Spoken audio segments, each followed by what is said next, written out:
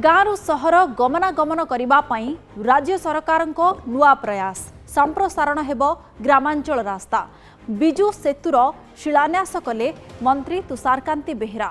राज्य सरकार विभिन्न योजना भितर लक्ष्मी बस यातायात करने गाँ गाँव में रास्ता प्रसारित होउछि।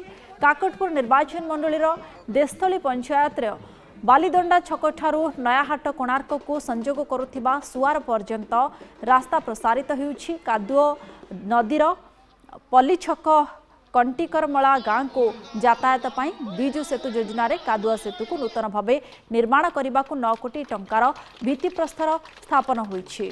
काकटपुर ब्लॉक पत्थर पक्का ठारू भंडीसाही पर्यंत विजु सेतु योजना रे देवी नदी उपर निर्माण हेब 82 कोटी टंका व्यय अटकल 817 मीटर सेतु। एथिपाई शुभ भित्तिप्रस्तर स्थापन करिसेंती काकटपुर विधायक तथा गृहराष्ट्र मंत्री तुषारकांति बेहेरा।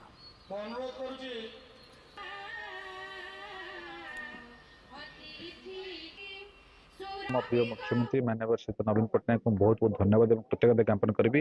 ये सबुठ जोटा अपेक्षित थिला समस्त उत्कंठा थिला पत्थर पका और भंडीसाई सेतु को पाखापाखि 68 कोटी टका व्यय अटकल मंजूरी कर आगामी दिन में कार्यक्रम सर ये विजु सेतु केवल जे दुईटी गाँव को जोड़ ताहा नुहे संपर्क सेतु पुरी जिला और जगतसिंहपुर जिला को कनेक्ट करने यार गुरुत्वपूर्ण भूमिका रही। दीर्घ दिन स्वप्न था पत्थर पका भंडीसाई जो सेतु आज पूर्ण होइछि। संपर्क सेतु आज पूर्ण होइछि। आज समस्ते ये अंचलवासी खुशी। मान्यवर मंत्री तुषारकांति बेहेरा सहित मान्यवर मुख्यमंत्री श्री नवीन पट्टनायक महोदय को बहुत बहुत कृतज्ञता ज्ञापन करी बहुत धन्यवाद जनाऊँ।